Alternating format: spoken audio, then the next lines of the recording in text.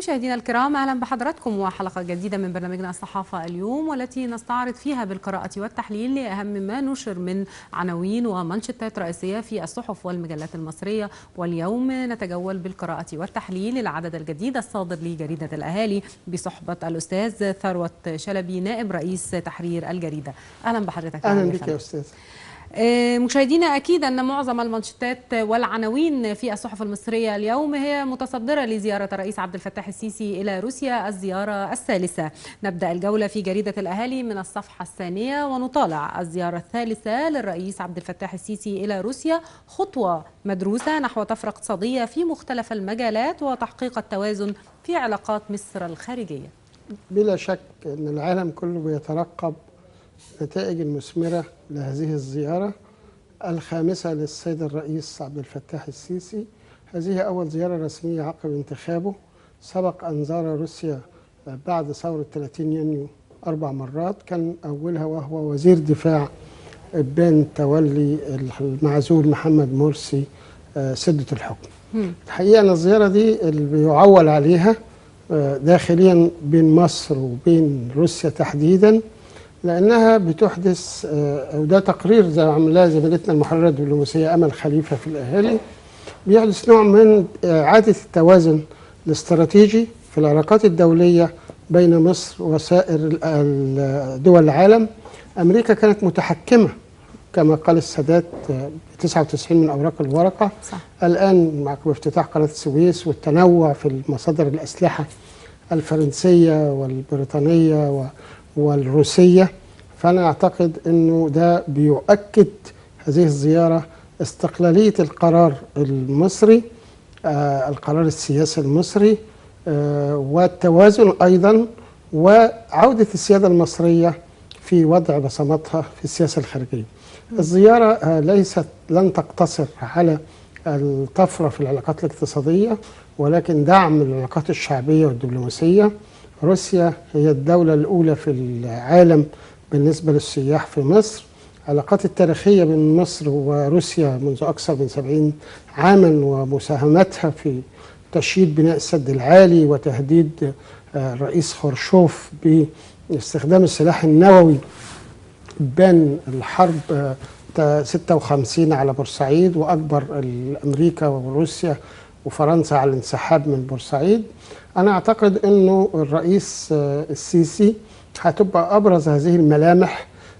هو غير العتاد العسكري، هم باعتين لنا توربيدة على أعلى مستوى في صفقة طيران متقدمة أيضا. السلاح الروسي ما زال بيستخدم رغم استخدامه في حرب أكتوبر، بيتم تحديثه في المصانع الحربية وفي وزارة الإنتاج الحربي. لكن هو أهم ملمح لهذه الزيارة هو توفير الطاقة في مصر بتوقيع النهائي على بدء تشغيل أو بدء صناعة مفاعلين نوويين لتوفير أكثر من 2400 ميجا وات، وده هيسهم في مشروع الطموح للسيد الرئيس التنموي واستصلاح الأراضي وتوفير الطاقة. احنا عارفين أن الطاقة البترولية سواء الزيت أو الغاز يعني طاقات ناضبة، لكن الطاقة النووية هتبقى هي الأمل في استخدامها في تحلية المياه وإنشاء هذا المشروع. وهذا المشروع كان يتوقف على الأراضي السياسية، وكان حلما مصريا منذ الستينيات، وكما فعلت روسيا في الستينيات وأقامت السد العالي وأقامت الصناعات الثقيلة في مصر، نجا حمادي ومجمع الحديد والصلب في حلوان وغيره من الصناعات.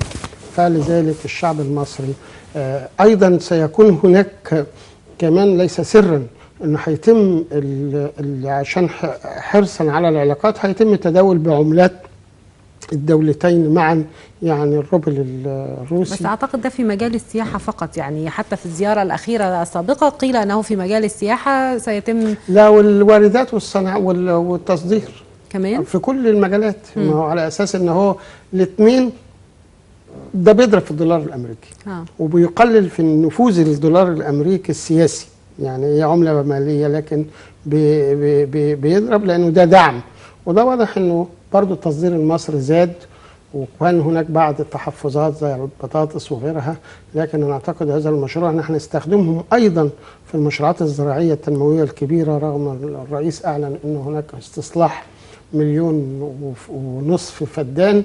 وانا اعتقد ان وزاره الزراعه تقاعست كثيرا نظرا لوجود فساد فيها، خاصه في قطاع استصلاح الاراضي، في انجاز امل الرئيس، وان كان بيشتغلوا الان في الفرافره على هذا الشان. فانا اعتقد انه الميكنه الزراعيه والاقتصاديه والعسكريه والاقتصاديه والتعاون الاستراتيجي، ولا ننسى في الاخر انه روسيا احد الدول الكبرى الخمس صاحبه الفيتو في مجلس الامن. أكيد. وعلى أي حال العلاقات المصرية الروسية هي علاقات الحقيقة تاريخية منذ وجود الاتحاد السوفيتي، والآن روسيا يعني بتعيد العلاقات بشكل جيد ما بين مصر وروسيا، ونظرا كمان للاتفاق على رؤية واحدة لمعظم القضايا. ده صحيح. عن ملف الانتخابات البرلمانية، انتخابات مجلس الشعب القادم اللي هو بيعد أخطر البرلمانات المصرية، بجريدة الأهالي من الصفحة الأولى بنتوقف عند المنشط التالي: الأمين العام للجنة العليا للانتخابات، المال السياسي في الانتخابات أخطر الأسلحة ضد إرادة الشعب.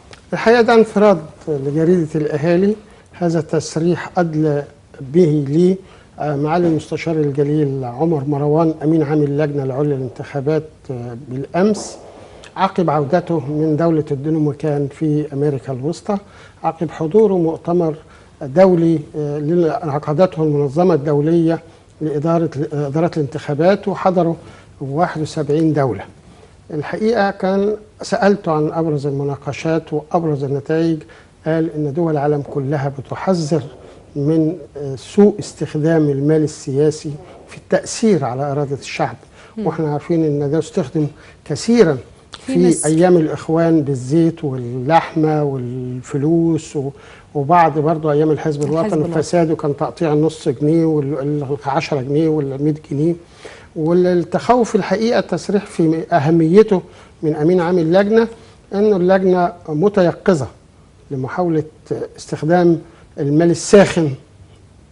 ما هي الضوابط اللي وضعتها اللجنة العليا للانتخابات لمسألة الحد من استخدام المال السياسي في الانتخابات البرلمانية؟ شكلت لجان على كافة النوعيات، لجان لمتابعة الإعلام والصحافة والاستخدام المال والإنفاق، لأنه برضه حتى سقف في الدعاية. وإذا ثبت سوف تتخذ الإجراءات. اللجنة العليا برئاسة المستشار أيمن عباس رئيس محكمة الاستئناف في القاهرة، لجنة قضائية ذو تشكيل قضائي، كلها 5 من شيوخ رجال القضاء، كبار رجال القضاء في مصر والفقهاء، رئيس محكمة الاستئناف في القاهرة، ورئيس محكمة طنطا، ورئيس محكمة اسكندرية، ونائب الأول لرئيس، نائبين الأول لرئيس محكمة النقض، ونائب رئيس مجلس الدولة. فقرارها هي وشأنها، حتى المرة الأولى في تاريخ الحياة السياسية في مصر أن اللجنة هي صاحبة الدعوة في فتح باب الترشيح، ولها كل الصلاحيات في الهيمنة على العملية الانتخابية والإشراف الكامل، ويجوز الطعن على قراراتها أيضا عشان ما يكونش في تحصين. الخبر متضمن برضو انفراد غير التصريح الخاص، أنه معلوماتي من داخل اللجنة أيضا من أحد المصادر القضائية المسؤولة في اللجنة، أنه المؤتمر الصحفي هيعقد للجنة يوم السبت 29 أغسطس الجاري في الهيئة العامة للاستعلامات لإعلان فتح باب الترشيح، واللي توقعت أيضا المصادر أن يكون خلال النصف الثاني من شهر سبتمبر حتى تنتهي العملية الانتخابية والاستحقاق الثالث كما أعلن الرئيس السيسي قبيل نهاية هذا العام، وينعقد المجلس ويبدأ في مهامه التشريعية. طيب، في الملف الأمني نقرأ من الصفحة 5 لجريدة الأهالي هذا العنوان: بعد إقرار ودخول حيز التنفيذ قانون مكافحة الإرهاب المفترى عليه، المؤيدون القانون تأخر 10 سنوات ويعتبر إعادة إنتاج لقانون مفيد شهاب، المعارضون غير دستوري ويعطي الحكومة سلطات موسعة. الحقيقة هذا الكلام سبق انفرد به برنامجكم المحترم منذ عدة شهور، عندما بدأ الإعداد من أو تكليف اللجنة التشريعية في مجلس الوزراء، وأيضا الوزارة الانتقالية بتاعت المستشار هنيدي. ولما ظهرت الملامح قلت ده قانون بالنص كده، ده قانون أخرج من الأدراج، وده كان بتاع الدكتور مفيد شهاب بن حكم مبارك، وكان وزير الدولة لشؤون مجلسي الشعب والشؤون البرلمانية. من هذا المؤتمر القانون اللي وضعه الفقيه فتحي سرور رئيس مجلس الشعب، وكان معاه نجله طارق سرور وطارق ابن المستشار سر صيام رئيس مجلس القضاء. فقلت عليه هذا هو قانون الطارئين وتقنين لقانون الطوارئ.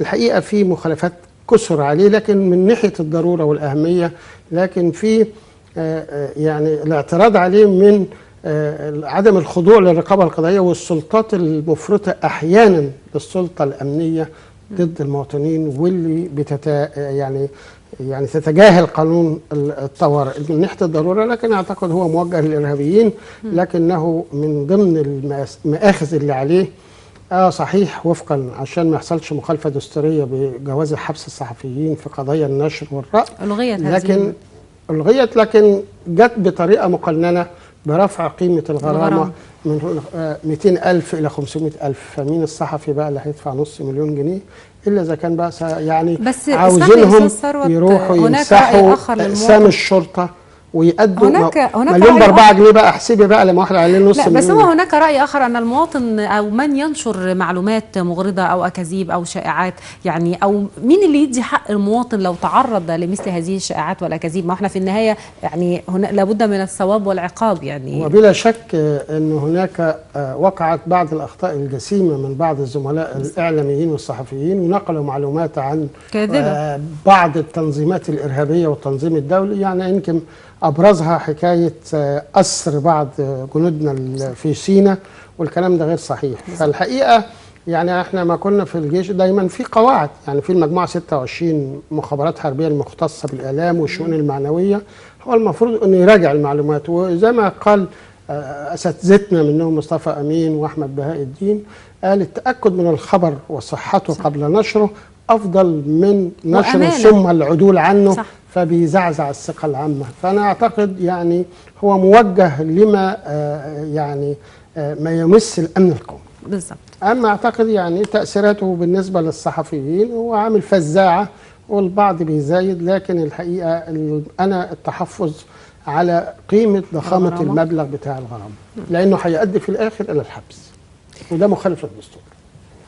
من الصفحة السادسة لجريدة الأهالي نتوقف عند المنشات التالي: جمعيات تعمل خارج إطار القانون، معاهد الدعاة الخاصة يشرف عليها أنصار السنة المحمدية، رافضوا فكر الأزهر، خبراء المناهج تحمل فكرا متشددا وأخطاء فقهية كبيرة. دكتور أحمد كريمة: قرار الإغلاق تأخر كثيرا ودعمها يأتي من الخليج.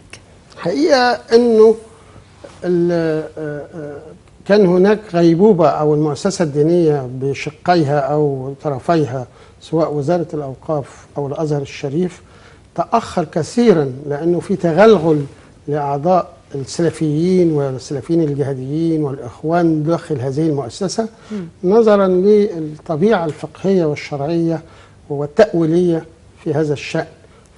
فاكتشفوا فجأة في عهد وزير الأوقاف الحالي الدكتور محمد خطاء الحالي أنه هناك مراكز الدعاة دي قطاع خاص تتبع السلفيين. يمكن الدكتور امبارح جابر نصار كان في أحد القنوات التلفزيونية قال أنه حتى مساجد اللي داخل جامعة القاهرة كانت تتقاسم بين التيارات المتأسلمة الثلاث، الجماعة الإسلامية لهم مثلا الظهر والعصر عشان تجنيد الطلبة. أيوة. فاضطر يستغيث بوزير الأوقاف، ده شاهدته بالأمس اللي بال حضرتك، فاضطر يستغيث بوزير الأوقاف عشان يعين وعاظ ومؤذنين ومقيم شعائر، وفوجئ أيضا بأنه بتقام في رضاهات المدرجات والكلام ده. فأنا أعتقد أنه ده كان فعلا تأخر اكتشاف هذا الشيء، وانه كانت هذه المعاهد التي لا تخضع لرقابه الازهر الشريف او الاوقاف كانت خارج نطاق الخدمه، وكانت الدوله او النظام الازهري او النظام الديني المؤسسات الدينيه كانت في غيبوبه كامله، حتى فاقت بعدما تفاقمت التداعيات الفكريه وتكفير الفكر والتفجيرات التي تحدث في أنحاء مصر الآن من هؤلاء المجرمين. هو يعني إلى الآن الأزهر ربما حتى بعد تكرار الرئيس عبد الفتاح السيسي لفكرة متابعة التجديد وتجديد الخطاب الديني وتنقية المناهج من الأفكار المتشددة، ربما إلى الآن مجهود الأزهر الذي بذل ما زلنا بنكتشف أن هناك أفكارا متشددة، أفكارا تدعو للتطرف. أنا بعض الأساتذة أساسا يعني ممكن يروجوا لهذه الأفكار. دكتور عبد الحي عزب لك يعني اكتشف انه ده كانت تهريب الادوات التفجيرات في عربيات بعض الاساتذه. هو ليس طلبه ولكن اساتذه. الاختراق موجود وما زال موجود، والفكر يواجه بالفكر وبالحوار قبل الحوار الامني حتى لا يحدث تداعيات وتفاقمات. فما زال مخترقين، ودي كلها خلايا نايمه بتنمو وتصحى وبتنقل، فموجوده ما حدش يقدر ينكرها الا اذا بعد يعني كانت هناك اراده سياسيه حقيقيه في اكتساسها من جذورها. من الصفحة الثالثة لجريدة الأهالي نقرأ قبل نهاية العام الجاري 3 أدوية جديدة لعلاج فيروس سي بنسب شفاء 95% وبدون انترفيرون. والله الدولة المصرية الحقيقة بتبذل قصارى جهدها في احتواء هذا المرض الخطير، والحمد لله وفقا لما اعلنته منظمة الصحة العالمية الأسبوع الماضي في مؤتمر صحفي، احنا كان البعض بيقول 20 و25، قالت لا يتجاوز 7%. وده نتيجة الحصار الحكومي للمرض. لكن الحقيقة أنا أحب بس يعني أطالب الدولة المصرية أن قبل القضاء على المرض لازم أقاوم العرض، الأسباب بتاعته. يعني احنا مثلا وانا بروح البلد في الشرقية من مجاري مصر كلها بتصب من الجبل الأصفر تصل لغاية بورسعيد، تمر في القاهرة هذا اللي هو بحر بقر دوت، والشرقية والقليوبية وبورسعيد ودمياط، وريحة كريهة. وللأسف بعض المزارع السمكية في شادر عزام وطرقة رمسيس جنب المنزلة بيطلعوا هذه الأسماك المسمومة وبتباع للناس، واللي ربما بتصيب بفيروسات أخرى، يعني فيروس مع A وفيروس التقنيات والطاقة الذرية والتحلية لازم علمائنا وهم أجلاء في كل المجالات يشوفوا حل كيفية تطهير المياه أو تعقيمها حتى لا تصيب الأمراض. الأمراض احنا امبارح قالوا المنوفية بعض البلاد فيها الكبد الوبائي، كفر الزيات الطفل اللي راح قبل الرئيس السيسي وقال له الكبد موجود، لأنه المخلفات الصناعية اللي بتصب في النيل لازم تكون هناك إرادة سياسية وصحية حقيقية لاكتساس هذا السرطان أو الأورام عشان نقلل من نفقات العلاج ونقي حق المواطن في الحياة الآمنة وحقه في الحياة الصحيحة. نأمل ذلك. إلى الصفحة الرابعة للأهالي ومنها نطالع أيضا قانون الخدمة المدنية، نقابات واتحادات مستقلة تستعد لمليونية الفسطاط، واتحاد العمال يدعو إلى الحوار المجتمعي. ما زال قانون الخدمة المدنية يعني مستمر على الساحة وفي الجدال والنقاش. الحقيقة أصله الاثنين طرفين متناقضين. اتحاد النقابات المستقلة، اتحاد العمال النقابات المستقلة، وده اللي أسسه الوزير الأسبق للعمل كمال أبو عيطة، مع اتحاد العمال. اتحاد العمال معروف أنه هو موالي للسلطة وداعم ليها، لكن الحقيقة البعض كان بيرتقي وأنا منهم أنه كان المفروض أنه ما كانش في عجالة في استصدار هذا القانون، وكان يمكن التمهل لحين طرحه على مجلس النواب القادم حتى تكون هناك رؤى متعددة ويتم إعداده بشكل يمثل ضمير الناس وحتى لا يثير قلاقل.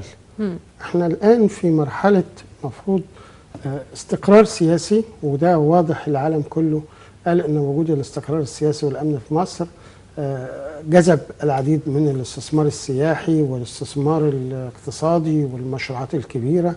فأنا ما أعرفش الدمامل اللي بتتفتح والقنابل الموقوتة دي والتفجيرات والتفخيخات اللي بيعملها بعض المستشارين للسيد الرئيس، أعتقد أنه هو يعني كان المفروض يبقى فيه روية عشان ما يأججوش المواقف ويشعلوش الشوارع وما تستغلهاش. قد يرى البعض ان يعني والتنظيم الدولي يا اخوان بيستخدم هذه الإثارات. يعني احنا بالامس احنا كان يعني فوجئنا بالوقفه بتاعه امناء الشرطه في الشرقيه والاعتصامات.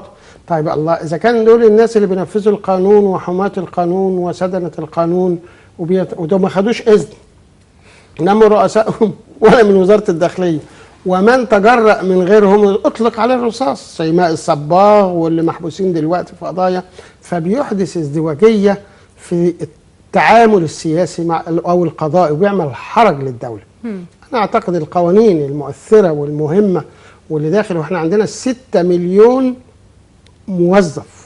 بس ما يعني اللي انا كنت النقطه اللي عايزه اقولها ان هناك مطالبات كثيره بفكره الاصلاح المالي والاداري داخل الدوله، والجهاز الاداري اللي موجود واللي بيحتاج ل يعني تنظيم اكثر من ذلك، فكل كان بيامل ان قانون الخدمه المدنيه ياتي بالخير في مساله هذا الاصلاح. لا بص حضرتك، واحنا زي ما قلنا في حلقات سابقه وكما اكد المستشار هشام جنينه رئيس الجهاز المركزي للمحاسبات انه الفساد هو حضانه الارهاب.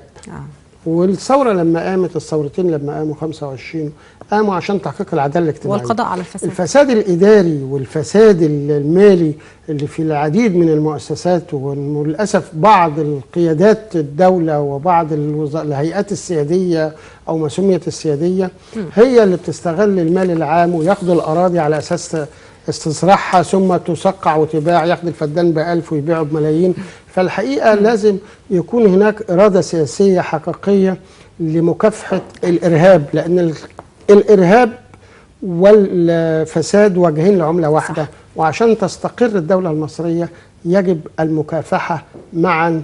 واعتقد انه السيد الرئيس مشكل لجنه من رؤساء اجهزه الرقابيه لمكافحه الفساد، لكن الحقيقه على الارض ما شفناش. احنا بنشوف يعني لازم الدوله تستخدم او الحكومه تستخدم الشومه عشان يحصل فيه عقومه وتتحكم وتسيطر وفي حوكمه على هذا الامر. ننهي الجولة في العدد الجديد لجريدة الأهالي من صفحتها الثالثة ونقرأ اقتراح لتقسيم العاصمة الإدارية بين الشركات. والله الأخ العبار بتاع الإمارات دخل في الموضوع واتضح ان هو كان عاوز يمول الموضوع يعني من دقنه وفتله. عاوز ياخد القروض من البنوك المصرية ويسحب من مدخراتنا احنا. هي الرئيس السيسي برضه راجل يعني كان رئيس جهاز المخابرات الحربيه وراجل فاهم، قال لك الله احنا هنجيب ليه بقى بدل، وبدا يتفاوض ويعيد الصياغه. كان في اتفاق مبدئي في مؤتمر شرم الشيخ وعدل عنه، خلي بال حضرتك. فقال لك لا احنا ما نقوم الاداره الهندسيه في القوات المسلحه زي ما عملت دوت وزي ما بتعمل الجلاله وزي ما بتعمل شرق التفريعه، واحنا عندنا شركات كسر تستطيع يعني انها تنشئ قانون العرب والجيزه والوادي وشركات الوادي، وبعدين نستثمر كمان العماله بتاعتنا ان هي تشتغل، وبعدين نقسم هذا العمل بين الشركات الوطنيه والقوميه الكبرى سواء المملوكه للقطاع العام او القطاع الخاص، ويبقى الرابح ويبقى احنا نفس راس مالنا احنا اللي بنستغله، بدل ما هو ياخد حقه زي الخواجه من على الوش 40% من الربحيه، وكان طالب كمان قطعه ارض بملايين الامتار عشان يعمل عليها مشروعات اخرى يعني نفحه او مقابل المساله. فاحنا يعني مصر مش فالحقيقه كان القرار السياسي بانه المدينه تنشا وتنشا بايدي مصريه وبشركات مصريه وبراس مال مصري وان تبقى الاولويات للوزارات عشان نفرغ وسط القاهره اللي بيتعرض الان لتفخيخات وتفجيرات كل هي انشاء العاصمه الاداريه اعتقد ان هو يعني هيحدث فارق كبير في الفتره القادمه. استاذ ثروت شلبي نائب رئيس تحرير جريده الاهالي، بشكر حضرتك جدا. وانا بشكر حضرتك وكل سنه وانتم طيبين. كل سنه وحضرتك طيب. مشاهدينا الى هنا انتهت جولتنا في العدد الجديد الصادر لجريده الاهالي في اهم المنشطات والعناوين التي تم نشرها في الجريده. بشكر حضراتكم والى اللقاء.